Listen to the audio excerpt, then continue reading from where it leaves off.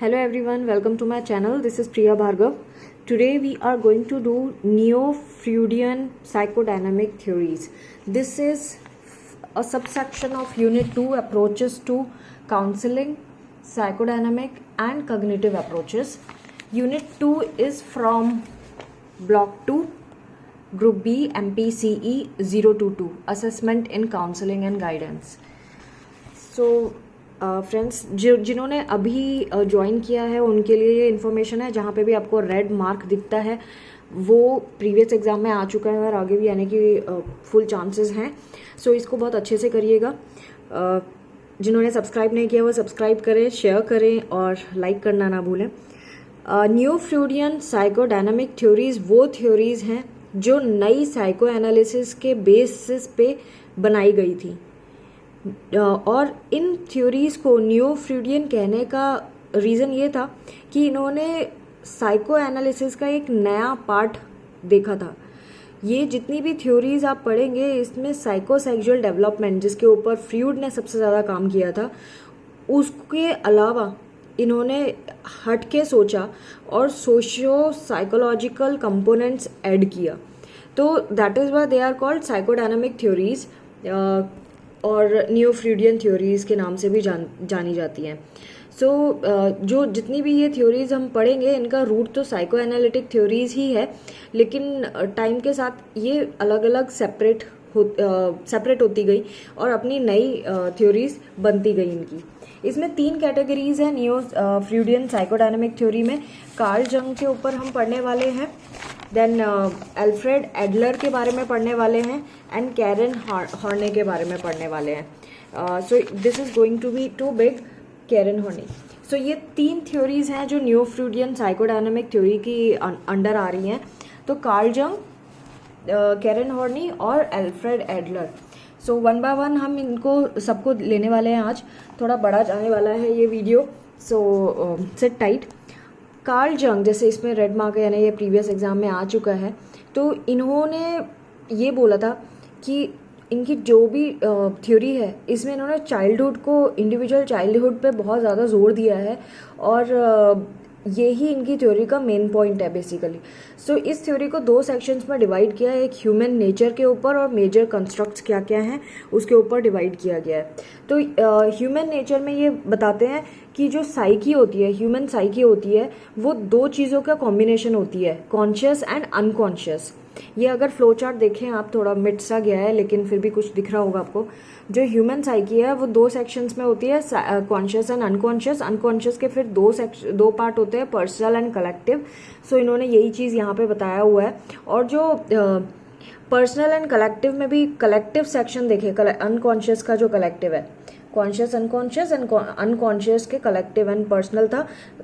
जो अनकॉन्शियस का collective section है उसमें सिंबल्स, इमेजेस, आर्कीटाइप्स आते हैं. और जो पर्सनैलिटी है, जो पर्सनल अनकॉन्शियस है, उसमें ego, persona, shadow, anima, animus and self आता है.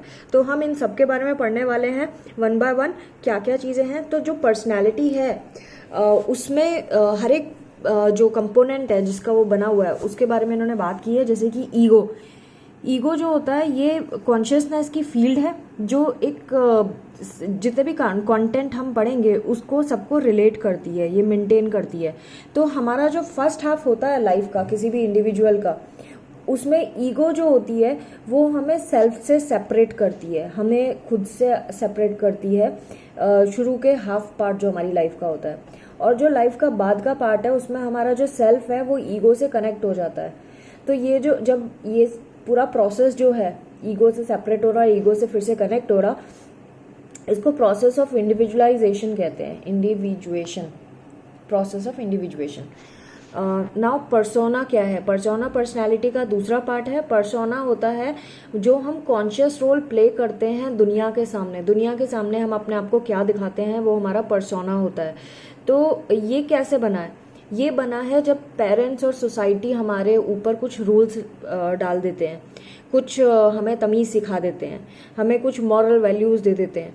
तो उसके कॉम्बिनेशन से जो हम बनते हैं और अपनी रेस्पॉन्सिबिलिटी समझते हैं और दुनिया हमसे जो एक्सपेक्टेशंस रखती है उससे जो हमारी पर्सनैलिटी पूरी बनती है उसको हम कहते हैं पर्सोना. तो ये जो पर्सोना है ये हमारे ईगो और वर्ल्ड के बीच में एक ब्रिज का काम करता है, जो गैप है ईगो और वर्ल्ड के बीच में उसको जोड़ता है। शैडो की बात करें तो शैडो हमारा वो एनिमल इंस्टिंक्ट है जो हर एक इंसान के अंदर होता है। जहाँ हम जानवर होते हैं, हम एक सोशल एनिमल है बेसिकली, और ये ह्यूमन अपने इनहेरिटेड होता है ये चीज़, यानी हर एक इंसान के अंदर पैदाइशी जो चीज़ आती है तो ये हमारा एनिमल इंस्टिंक्ट माना जाता है। तो जो शैडो है ये ईगो का नेगेटिव पार्ट है। एनिमा की बात करें तो ह्यूमन जो होता है वो बाइसेक्सुअल एनिमल है, मतलब हमारे अंदर मेल पार्ट भी है और फीमेल पार्ट भी है। तो जो मस्क्यूलाइन एंड फेमिनाइन जिसे कहते हैं हम, ये जो मैस्कुलाइन पार्ट है वो मेल्स में होता है और फेमिनाइन पार्ट फीमेल्स में होता है। लेकिन एनिमा जो है, एनिमा वो फेमिनाइन क्वालिटीज़ हैं जो मैन के अंदर मिलती हैं। तो एक मेल के अंदर जितनी भी फीमेल क्वालिटीज़ होंगी वो एनिमा होगा। कई लोग डिस्कम्फर्ट फील करते हैं अगर ये फेमिनाइन पार्ट जो है उसके अंदर उसको डिनाई कर दे इंसान, तो वो डिस्कम्फर्ट फील करता है। और जो उसका जो फोर्स है वो बहुत वो इंसान बिखरा सा फील करता है और वो क्रिएटिव नहीं हो पाता अगर वो एक्सेप्ट नहीं करता अपने पर्सनालिटी के इस एस्पेक्ट को। एनिमल्स की बात करें तो जो मेल पार्ट फीमेल के अंदर मिलता है उसको हम कहते हैं एनिमस। तो मस्क्यूलाइन कैरेक्टरिस्टिक्स जो वीमेन में होती है वो हो गया एनिमस। सेल्फ की बात करें तो सेल्फ जो है टोटल कॉन्शियस एंड अनकॉन्शियस को मिला के जो बनता है वो सेल्फ होता है। तो सेल्फ जो है ये पर्सनैलिटी का मिड पॉइंट है हर एक इंडिविजुअल के, और ये बहुत सारे सिस्टम को मिला के बना हुआ है। सेल्फ जो होता है मोटिवेट करता है ह्यूमन के बिहेवियर को एज टू बिकम होल, मतलब इंसान खुद को पूर्ण कब मानता है जब वो मोटिवेटेड होता है। उसका जो बिहेवियर होता है वो कैसा होना चाहिए, एक आइडियल पर्सन जो हम समझते हैं खुद को, वैसा होने के लिए हमारा बिहेवियर कैसा होना चाहिए, वो सेल्फ होता है। तो लाइफ का जितना भी गोल होता है वो हमारा सेल्फ से ही आता है। हम उसकी तरफ पहुंचने की कोशिश करते हैं कॉन्स्टेंटली और बहुत मुश्किल से पहुंच पाते हैं, तो वो हमारा सेल्फ है जो हमें हमारे गोल तक पहुंचाता है। मेजर कंस्ट्रक्ट्स की बात करें तो साइकोलॉजिकल टाइप्स के बारे में बात की है। कार्ल जंग ने 8 पॉसिबल टाइप्स बताए थे, इन्होंने 8 में से सिर्फ एक ही को बताया है यहाँ पे, इंट्रोवर्ट एंड एक्सट्रोवर्ट पर्सनालिटी। तो इंट्रोवर्ट वो होती है जो बिल्कुल अपने में रहना चाहता है इंसान, ज़्यादा लोगों से मिलनसार नहीं होता। एक्सट्रोवर्ट वो होते हैं जो हमेशा बाहर निकलना चाहते हैं और सारे आउटवर्ड फील करते हैं खुद को, लोगों से मिलना पसंद करते हैं, हर चीज़ को एक्सपेरिमेंट करना चाहते हैं। तो ये इंट्रोवर्ट एंड एक्सट्रोवर्ट एक दूसरे के अपोजिट चीज़ें हैं। तो इन्होंने ये पर्सनालिटी टाइप, ये साइकोलॉजिकल टाइप बताया हुआ है। साइकोलॉजिकल टाइप के अलावा इन्होंने कॉम्प्लेक्सेस बताए हुए हैं। जो कॉम्प्लेक्स है ये कलेक्शन होता है फीलिंग, परसेप्शन, मेमोरीज और थॉट का। तो जो हमारा पर्सनल अनकॉन्शियस है इसके अंदर ये चीज़ें कॉम्प्लेक्स लाई करता है। जैसे कि एक बच्चा है वो उसको मदर कॉम्प्लेक्स होता है। मदर कॉम्प्लेक्स कब हो सकता है? मदर कॉम्प्लेक्स 2 कंडीशन में हो सकता है, या तो उसको माँ से बहुत ज़्यादा अफेक्शन मिल रहा है और ओवर नर्चर्ड बच्चा है तो उसको मदर कॉम्प्लेक्स हो जाएगा, वो बहुत ज़्यादा डिपेंडेंट बनेगा वो बच्चा और बिल्कुल उसको डिपेंडेंसी की आदत हो जाएगी। और अगर बच्चे को माँ निगलेक्ट करती है, ज़्यादा प्यार मोहब्बत नहीं देती है, रिजेक्ट कर देती है माँ, तो उस बच्चे के अंदर जो मदर कॉम्प्लेक्स आएगा वो हॉस्टिलिटी का आएगा, वो थोड़ा इनसेंसिटिव बच्चा हो जाएगा, उसमें इमोशनली अटैच्ड नहीं होगा वो मदर से। तो इस तरह के कॉम्प्लेक्सेस बन जाते हैं हमारे अंदर। आर्कीटाइप की बात करें तो ये कलेक्टिव अनकॉन्शियस का ही एलिमेंट है, जिसमें आर्कीटाइप जो है एक पैटर्न होता है या फ्रेमवर्क होता है जो ह्यूमन के एक्सपीरियंसेस से बना हुआ होता है। हमें अपने लाइफ में क्या क्या एक्सपीरियंसेस हुए हैं तो इसका खुद का कोई कंटेंट नहीं होता, ये हम अपना खुद बनाते हैं। जैसे ये एनिमा, एनिमस, शैडो, ये वो पार्ट हैं हमारी पर्सनैलिटी के जो इसके ही अंदर आते हैं, आर्कीटाइप के अंदर ही आते हैं। और जंग ने पोस्टुलेट किया था कि आर्कीटाइप्स जो हैं वो ही बेसिस होते हैं, उन्हीं की वजह से हमारी फैंटेसीज, मिथ्स और सिंबल्स हमारे अंदर आते हैं। पर्सनल अनकॉन्शियस की बात करें तो ये वो मेमोरीज हैं चाइल्डहुड की या पास्ट एक्सपीरियंसेस की जो इंडिविजुअल के अंदर अनकॉन्शियस माइंड में रह जाती हैं, और ये हमारे सरफेस पे के अंदर रहती है, मतलब हमारे कॉन्शियस माइंड में नहीं होती है, अनकॉन्शियस माइंड में होती हैं, और ये लिमिटेड कंटेंट होता है क्योंकि हमने अपने एक्सपीरियंसेस से इस चीज़ को एक्सपीरियंस किया है। तो जो कॉन्शियसनेस होती है उसमें लाया जा सकता है in repressed, ignored, forgotten feelings को by with the help of a therapist. Collective unconscious की बात करें तो ये बायोलॉजिकली बेस्ड है कलेक्टिव अनकॉन्शियस, और ये कंटेन करता है हमारी इनहेरिटेड मेमोरी, जो हम सारे ह्यूमंस और एनिमल्स जो एंसेस्टर्स हैं हमारे, उनसे हमारे अंदर आई हुई है, हमारी मेमोरी में घुसी हुई है चीज़ें। मतलब इसका इस जन्म से कोई लेना देना नहीं है, कुछ प्रीवियस हमारे जो खानदान में हमारे जीन्स में जो है उससे लेना देना है इसका।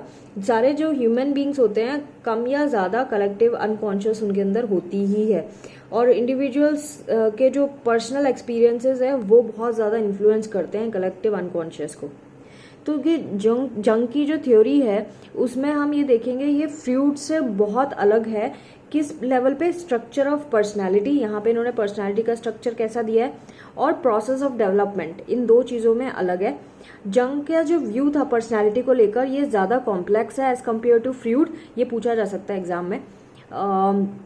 जो जंग के आइडियाज़ हैं वो कलेक्टिव कॉन्शियस के ऊपर है, और ये इंटरेस्टिंग है कलेक्टिव कॉन्शियस का कंसेप्ट, और इस सिंबल्स को हम अंडरस्टैंड कर सकते हैं जैसे कि रिलीजन, माइथोलॉजी, चाइल्ड्स आर्ट, इससे हम उसके कलेक्टिव कॉन्शियस तक पहुंच सकते हैं कि बच्चा क्या सोचता है, क्या समझता है, इंसान क्या समझता है।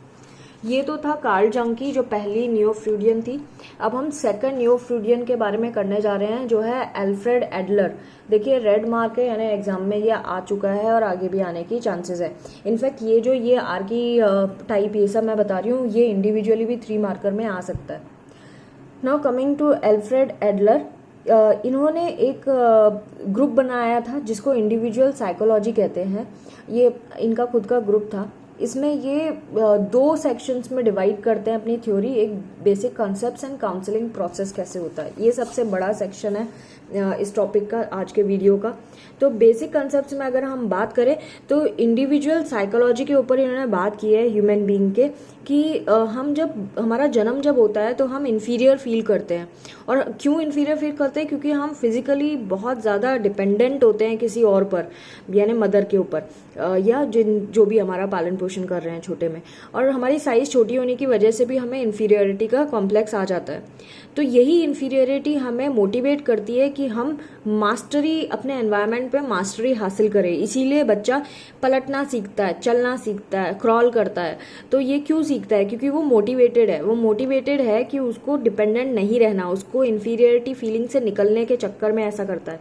तो इन्होंने यही चीज़ बताया कि इन्फीरियरिटी फीलिंग जो है ये कॉन्शियस और अनकॉन्शियसली रिकॉग्नाइज हो गई होती है साइकोलॉजिकल इनसफिशिएंसी या फिर फिजिकल इनसफिशिएंसी की वजह से।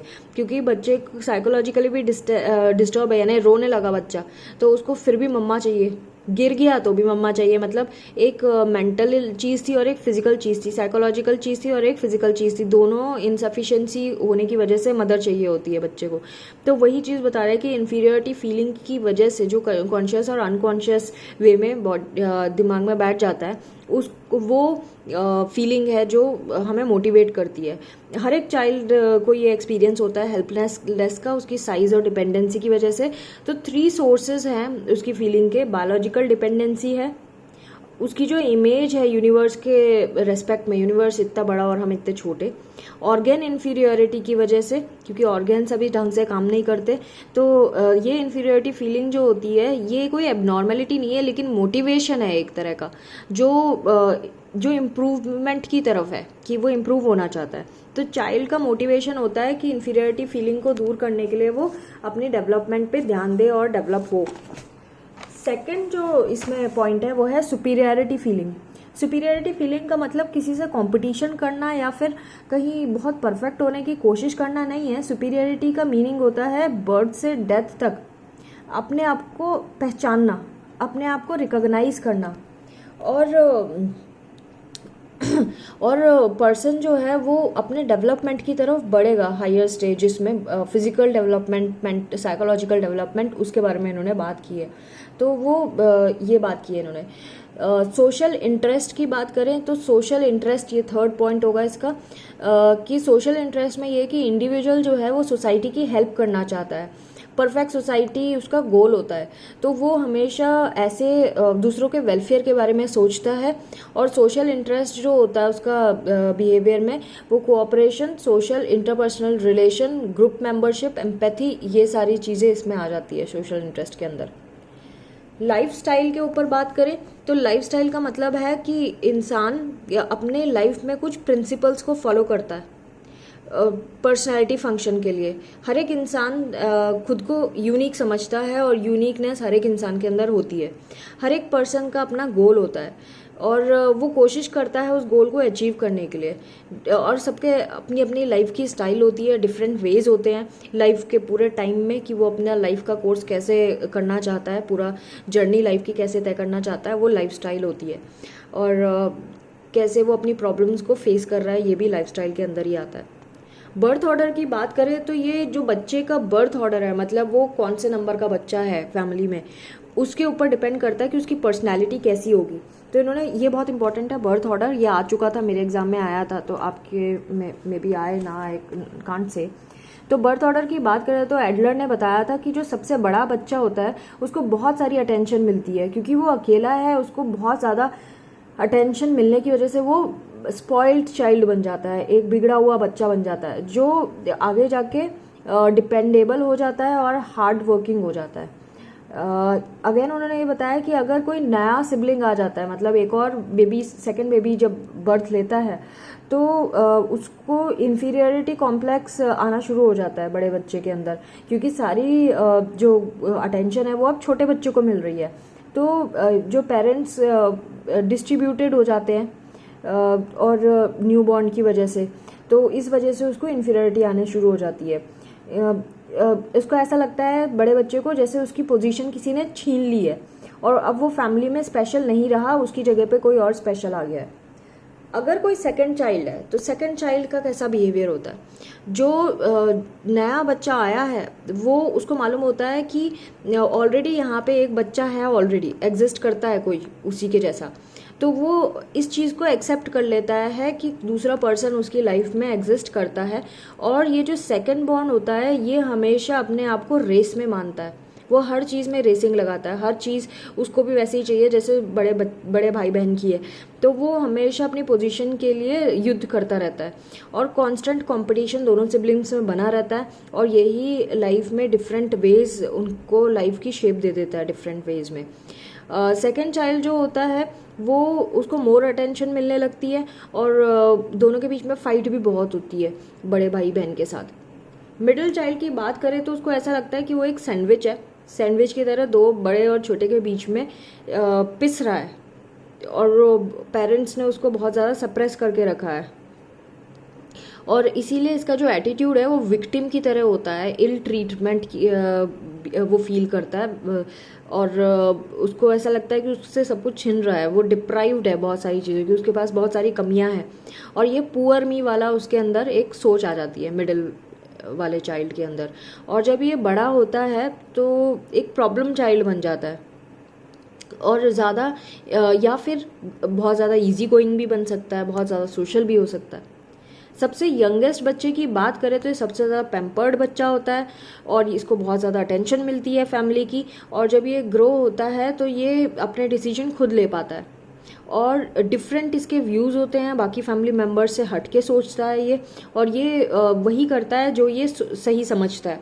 तो इसका रोल बहुत अलग होता है बाकियों के कंपैरिजन में। अगर किसी के घर में सिर्फ अकेला बच्चा है, सिर्फ सिंगल चाइल्ड है, अगर सिंगल चाइल्ड है तो वो बच्चा कभी कोऑपरेट नहीं करता, वो शेयरिंग करना जानता ही नहीं है, उसको लगता है हर एक चीज़ उसी की है, बाकी दुनिया जाए भाड़ में, ऐसी वाली सोच होती है उसकी। और वो उसको पता नहीं होता कि बड़ों से कैसे इफ़ेक्टिवली कैसे बिहेव करना है, उसमें प्रॉब्लम आती है। और अकेला बच्चा होने की वजह से उसको अटेंशन बहुत मिलती है फैमिली से, और बहुत उसको मुश्किल होता है कि आप उसको अगर किसी ने साइडलाइन कर दिया तो उसको बहुत मुश्किल पड़ जाएगी, उसको बहुत दिक्कत आती है कि मुझे किसी ने अटेंशन कैसे पे नहीं करी, तो उसको अटेंशन सीकिंग की आदत हो गई होती है। नाउ प्रोसेस ऑफ काउंसलिंग अगर सी देखिए यहाँ पे रेड मार्क है या नहीं, ये एग्जाम में आ चुका है। प्रोसेस ऑफ काउंसलिंग में बात करें तो इसमें बेसिक अजम्पशंस ये दिए थे एडलर की थ्योरी में कि हर एक जो बिहेवियर होता है वो गोल डायरेक्टेड होता है, मतलब हम जो भी बिहेव कर रहे हैं हम इसीलिए कर रहे हैं क्योंकि हमारा कोई गोल है। ह्यूमंस जो होते हैं वो बेसिकली सोशल होते हैं, ये एडलर ने सेकंड पॉइंट दिया था। थर्ड दिया था जो फंक्शन है किसी भी इंसान का वो बहुत इंपॉर्टेंट पार्ट होता है किसी की पर्सनैलिटी, इंडिविजुअल्स पर्सनैलिटी में। तो आप क्या काम कर रहे हैं वो आपकी पर्सनैलिटी बन जाता है। तो ये तो वही चीज़ बताई है जो इन्फीरियरिटी सुपीरियरिटी कॉम्प्लेक्स, तो मैं ये पैराग्राफ स्किप कर रही हूँ। हम चलते हैं गोल पे कि एडलर ने कुछ गोल सेट किए थे काउंसलिंग में जो हमें करने होते हैं। पहला है एनकरेजिंग सोशल इंटरेस्ट को एनकरेज किया जाए, पेरेंट को हेल्प किया जाए, पर्सन को हेल्प किया जाए कि वो अपनी इन्फीरियरिटी फीलिंग को दूर करे, कैसे डील करना है उसको इन्फीरियरिटी फीलिंग से।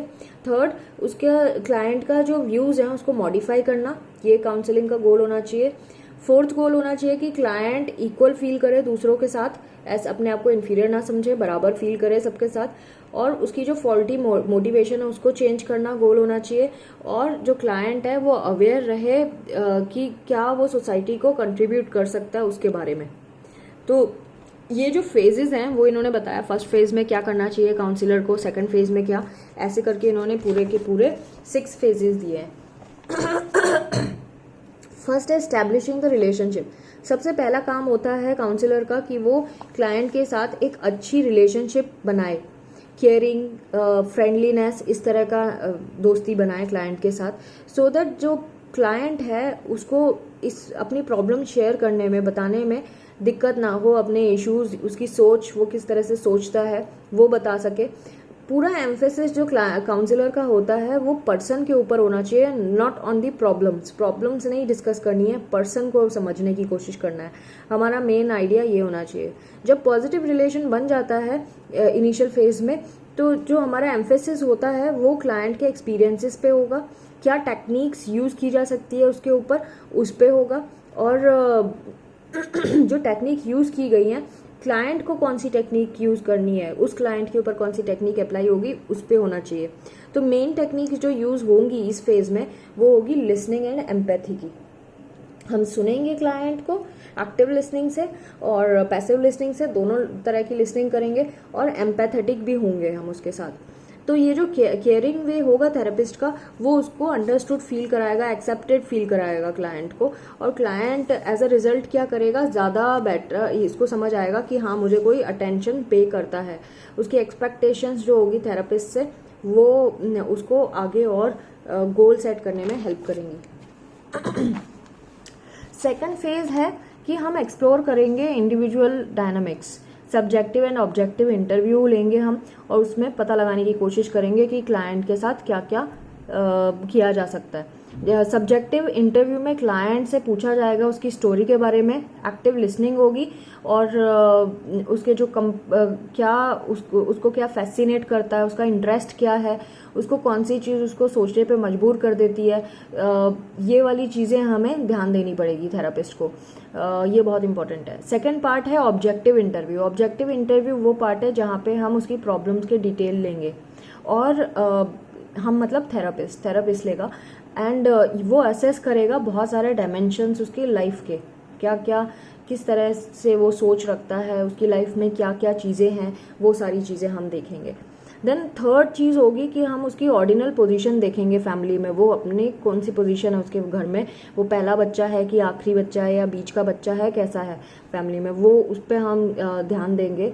उसके फैमिली पोजीशन ये करने के बाद हम उसके फैमिली डायनामिक्स को देखेंगे क्लाइंट के, मतलब उसका रिलेशन कैसा है फैमिली मेम्बर्स के साथ, और ये हमें और अच्छे से क्लाइंट को समझने में हेल्प करेगी।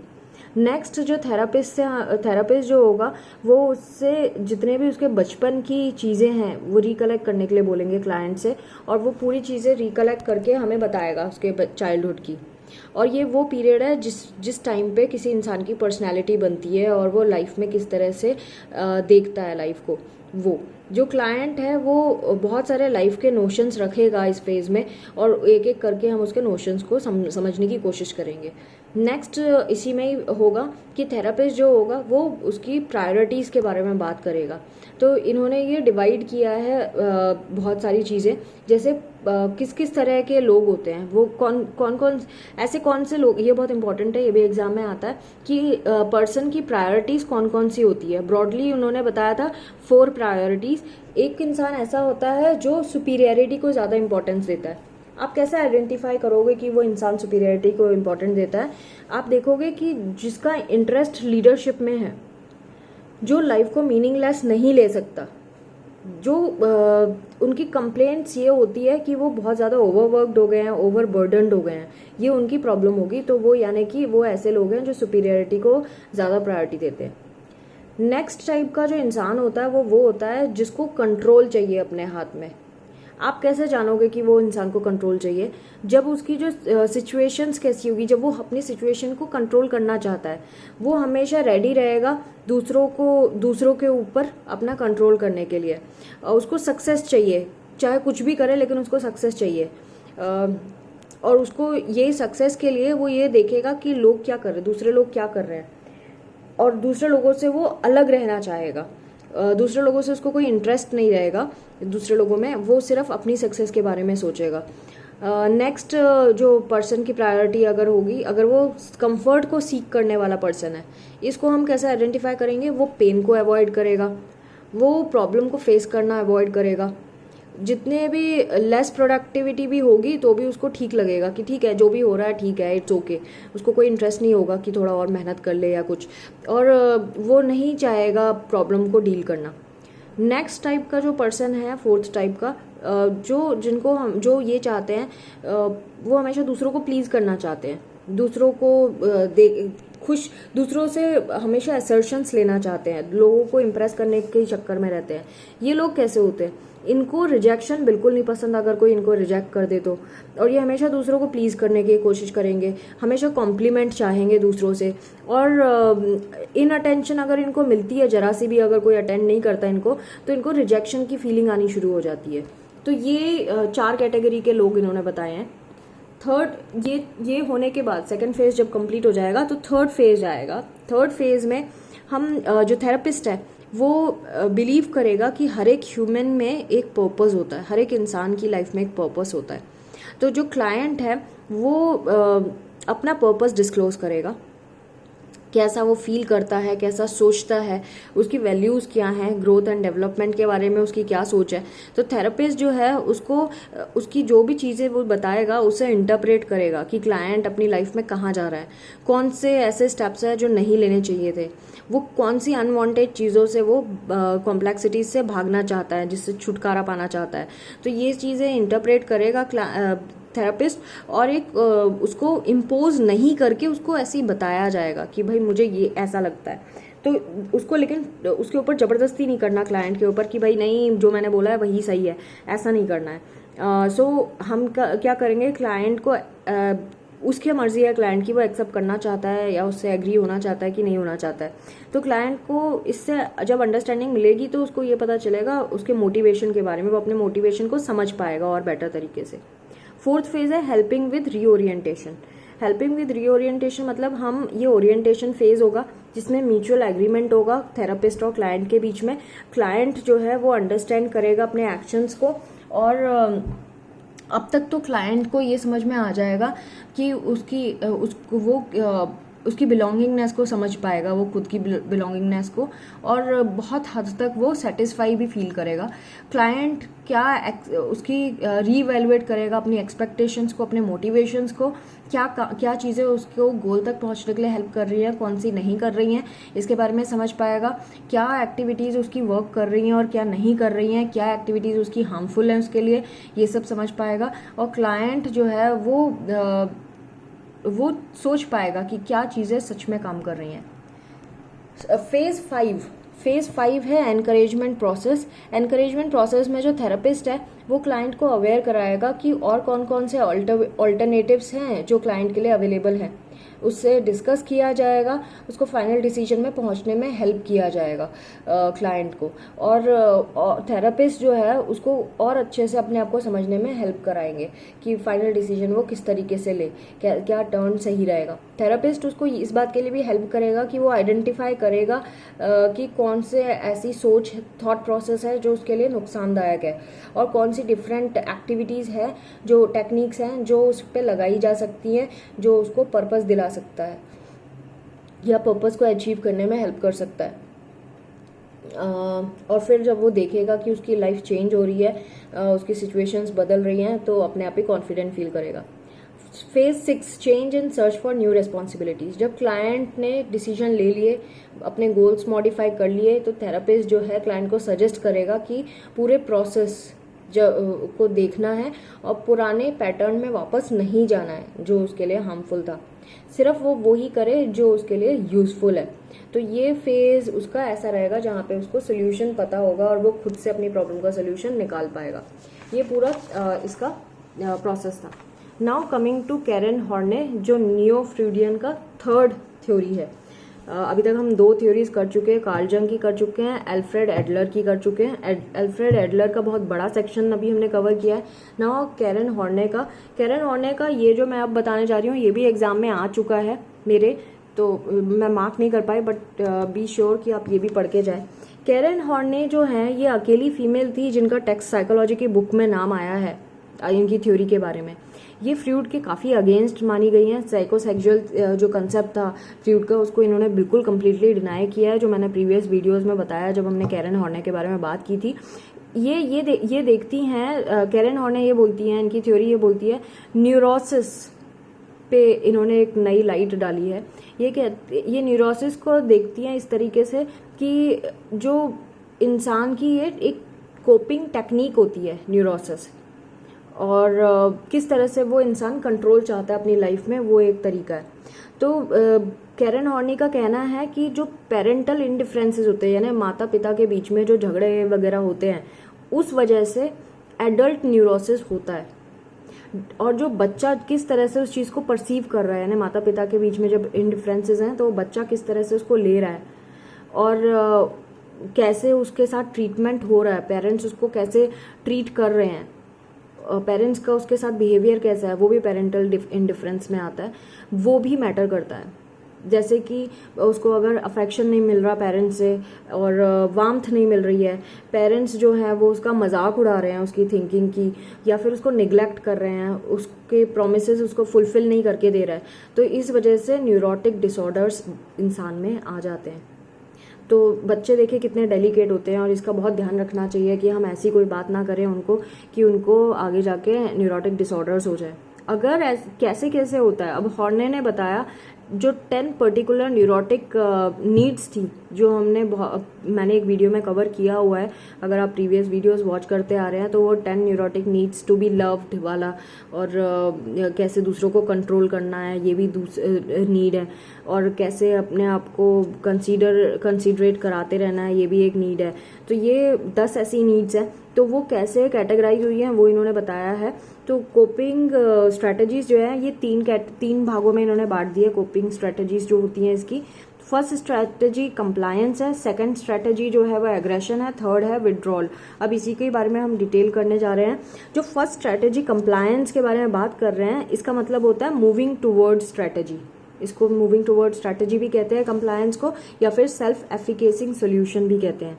तो ज़्यादातर बच्चे जब पेरेंटल इंडिफरेंस को फेस करते हैं, तो अगर वो ये वाली स्ट्रैटेजी को फॉलो करते हैं तो उनको हमेशा वो अपने आप को, उनको डर रहता है हेल्पलेसनेस का, या फिर अकेले छूट जाने का डर रहता है। तो हॉर्ने ये कहती हैं ऐसे बच्चों में कि बेसिक एंग्जाइटी होती है, इनमें बेसिक एंग्जाइटी डेवलप हो जाती है। तो जो ये बेसिक एंग्जाइटी डेवलप हुई है उस वजह से जो पर्सन है वो अपनी लाइफ में बहुत नैरो बॉर्डर्स कर लेता है, मतलब अनडिमांडिंग हो जाता है वो इंसान, छोटी चीज़ों में ही सेटिस्फाई हो जाता है, कुछ बड़ा अचीव करना नहीं चाहता, कुछ बड़े जॉब नहीं लेता है, और हमेशा इनकॉन्स्पिशियस मतलब छुपाव में रहता है। तो ऐसी पर्सनैलिटी डेवलप हो जाती है जब कंप्लायंस वाली पर्सनैलिटी बनती है, जहाँ पे पेरेंट्स उनका किस तरह से उनको डील करते हैं, किस तरह से बिहेव करते हैं, बताया हुआ है। पेरेंटल इंडिफरेंस होने से किस तरह से वो महसूस करता है बच्चा। नेक्स्ट जो इन्होंने बताई है कोपिंग स्ट्रैटेजी, वो है एग्रेशन, मूविंग अगेंस्ट या फिर एक्सपांसिव सोल्यूशन। इस तरह की पर्सनालिटी हो जाती है। इस तरह का जो बच्चा होता है ये पेरेंटल इंडिफरेंस को गुस्से से लेता है या फिर बहुत हॉस्टाइल हो जाता है। हॉस्टाइल मतलब बिल्कुल रिएक्ट ही नहीं करता है, इनसेंसिटिव हो जाता है। तो इसमें बच्चा क्या सोचता है, किस तरह की उसकी सोच हो जाती है, ये उन कैटेगरी के लोगों को होता है जिनको नीड होती है, पावर की नीड होती है, कंट्रोल की नीड होती है, दूसरों को कंट्रोल करने की नीड होती है, या ओमनीपोटेंस की नीड होती है, या फिर सोशल रिकॉग्निशन और प्रेस्टीज की नीड होती है, या फिर पर्सनल एडमायरेशन की नीड होती है। ये उस तरह के एग्रेशन वाले बच्चे होते हैं और ये इस कैटेगरी में लाइक करते हैं, एग्रेशन की कैटेगरी में, यानी कि मूविंग अगेंस्ट वाली कैटेगरी में लाइक करते हैं।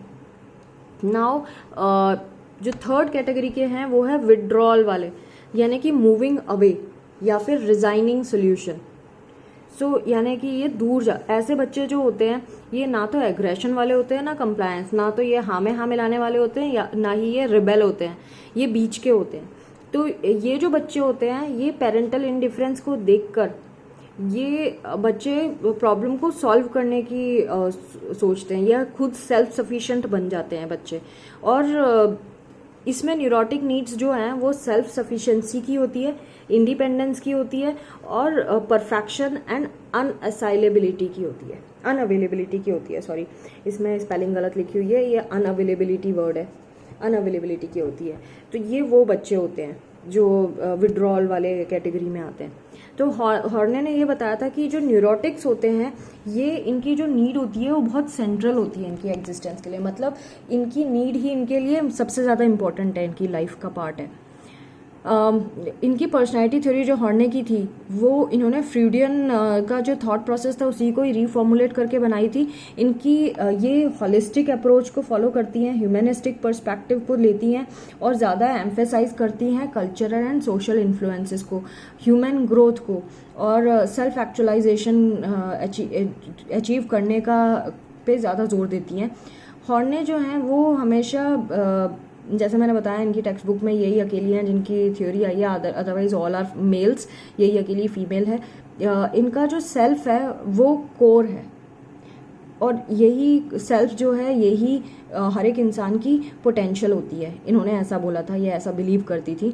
और एक एक्यूरेट कंसेप्शन होता है इंसान का खुद के बारे में, हर एक इंसान का अपना खुद का कंसेप्शन होता है, वो खुद के बारे में कुछ सोचता है, खुद के बारे में खुद को एक आइडियलाइज करने की कोशिश करता है, अपनी पोटेंशियल को रियलाइज़ करने के लिए हर एक इंसान फ्री है, वो ऐसा कहती हैं। और एक हेल्दी पर्सन जो होता है वो रियल सेल्फ के लिए एम बनाता है सेल्फ एक्चुअलाइजेशन का, मतलब खुद के लिए सेल्फ एक्चुअलाइजेशन पर्पस रखता है लाइफ का कि सेल्फ एक्चुअलाइज करना है खुद को। लेकिन जो न्यूरोटिक होता है वो आइडियल सेल्फ और जो डिस्पाइस्ड सेल्फ है इसमें स्प्लिट हो गया होता है, यानी कि एक दुखी इंसान और एक बहुत बढ़िया इंसान, इसके बीच में टूटा हुआ होता है एक न्यूरोटिक सेल्फ। ये था कैरन हॉर्ने की सोच। सो फ्रेंड्स, आज मैंने आपका नियो फ्रूडियन टॉपिक कंप्लीट कर दिया है जो बहुत इंपॉर्टेंट है एग्ज़ाम पॉइंट ऑफ व्यू से। सिंस मैंने वीडियो बहुत लेट बनाना शुरू किया था तो क्या आप ये मानिए कि ये मैंने कभी सोचा भी नहीं था कि मैं इग्नू के स्टूडेंट के लिए वीडियोस बनाने वाली हूँ, ऐसे educational videos.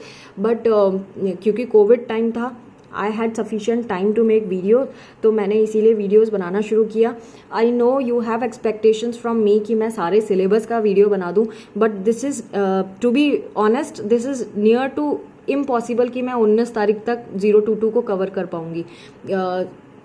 All because of several reasons, videos बड़े हो जाते हैं, फिर मेरी हेल्थ का भी इशू है, सो इसीलिए मैं इतना ही कर पा रही हूँ जितना मैं कर पा रही हूँ। आपके मैसेजेस मैं पढ़ती हूँ, आपके कमेंट्स पढ़ती हूँ, बट व्हाट टू डू, तो जितना हो पा रहा है I am trying my level best. But या आई वुड मेक श्योर कि मैं पूरे के पूरे साइकोलॉजी के सिलेबस का वीडियो ज़रूर डालूँ अपने चैनल पे, जैसा भी टाइम मुझे अलाउ होता है, मिलता है।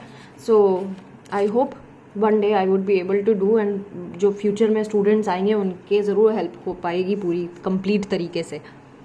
So thanks for watching my videos. I wish you all the best for the exams. And don't forget to share and subscribe my channel. Thank you. Take care. Bye bye.